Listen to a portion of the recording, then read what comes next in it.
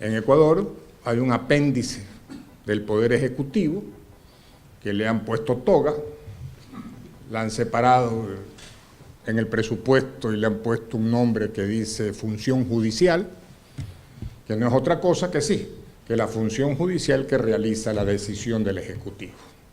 Eso es obvio, está dicho en muchos informes y en casos concretos, como el caso que hoy día me toca a mí relatar, que es el caso Isaías, llegó al Comité de Derechos Humanos de las Naciones Unidas, se logró un dictamen a los 35 años contra el Estado del Ecuador, en el cual se condena al Estado del Ecuador por las confiscaciones de los medios de comunicación, entre otros bienes, por haber violado el debido proceso. El Pacto Internacional de los Derechos Civiles y Políticos no reconoce y protege el derecho de propiedad. Sin embargo, en el caso Isaías, a través de la vulneración del derecho al debido proceso, como medida de reparación, ordena evidentemente retornar, restaurar, compensar, indemnizar la propiedad perdida por el indebido proceso de confiscaciones. Eso para Ecuador ha significado un gran estímulo en el foro jurídico de saber que la instancia internacional está respondiendo.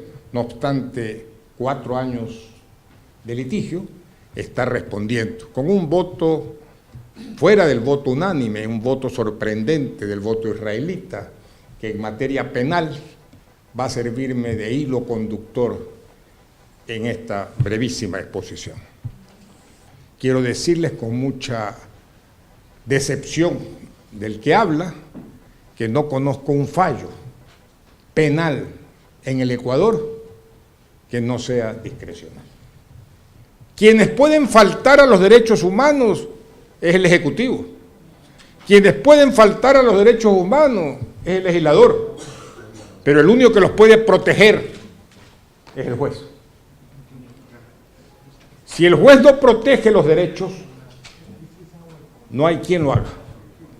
Y si no hay quien lo haga, ¿de qué democracia estamos hablando? Por lo tanto, la premisa es: los jueces son una necesidad inexcusable de la democracia. Cuando el Poder Ejecutivo secuestra, encarcela a los jueces, es dueño de los derechos. Y si hay un dueño de los derechos, ya no hay derechos. Eso sucede en el Ecuador. En el 2011, mediante consulta popular, típica arma de las dictaduras populistas, desde Hitler gobernó siempre en base a consultas populares. La ley de las camas vacías fue aprobada por el 99% de la población alemana, que permitió el experimento en los niños y en los infantes. El pueblo alemán apoyó por mayoría absoluta muchas leyes, igual que Correa consiguió que el pueblo ecuatoriano apoye por mayoría el que exista un consejo de la judicatura en el Ecuador, conformado por 5 delegados de él, que podían disciplinar a los jueces. En otras palabras, traduzcamos esto en eufemismos: ordenar a los jueces lo que al gobierno le interesaba, que tuvieron el membrete y tienen el membrete de asuntos institucionales. Cuando se trata de un asunto institucional, el juez ni se atreve a dudar de que le manden el pendrive para ponerlo y hacerlo sentencia. Y esa es la labor judicial más la firma.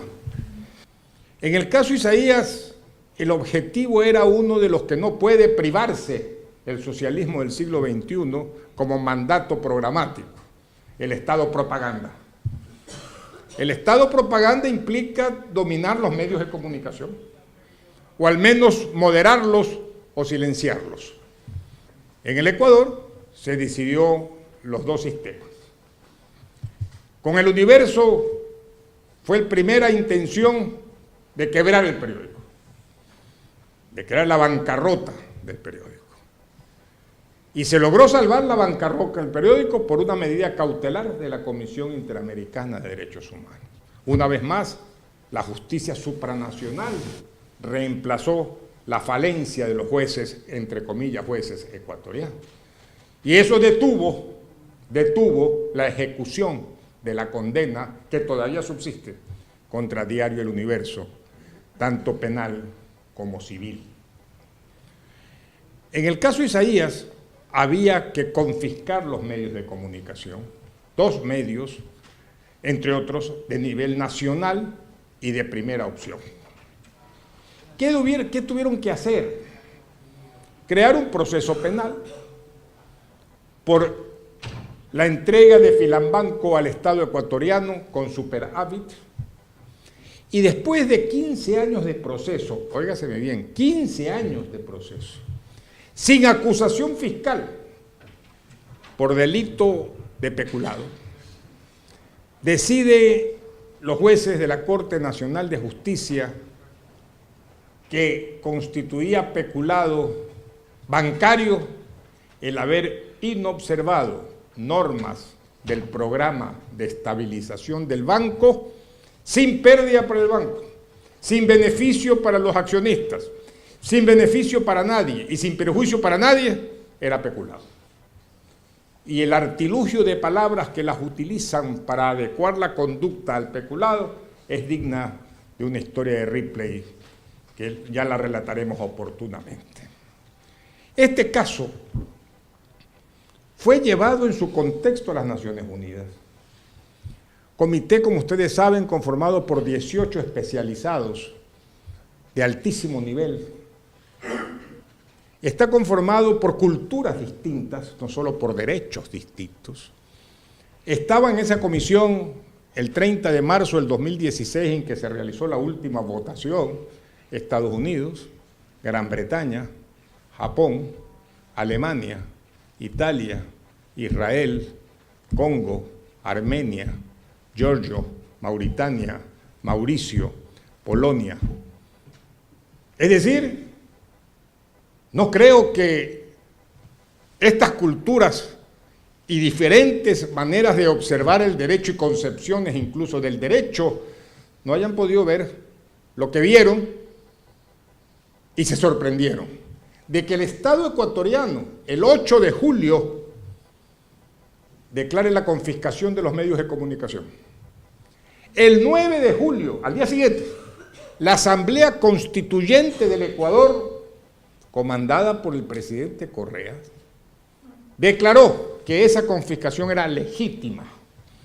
Pero no solo eso, sino que era tan legítima que en el artículo 2 prohibió que cualquier juez pueda revisar el acto dictado de confiscación. Y no solamente eso, en el artículo 3 dijo que si algún juez se atrevía, sería destituido y perseguido penalmente, dicho en el propio mandato de la Asamblea Constituyente. Tanto así que en uno de los juicios en el estado de la Florida, cuando se leyó este mandato 13, el juez de primera instancia, juez Thornton, si mal no recuerdo, a lo leyó, le preguntó al abogado del Estado ecuatoriano si por si acaso él quería saber si ese mandato también era contra él, que si él revocaba o opinaba en contra también.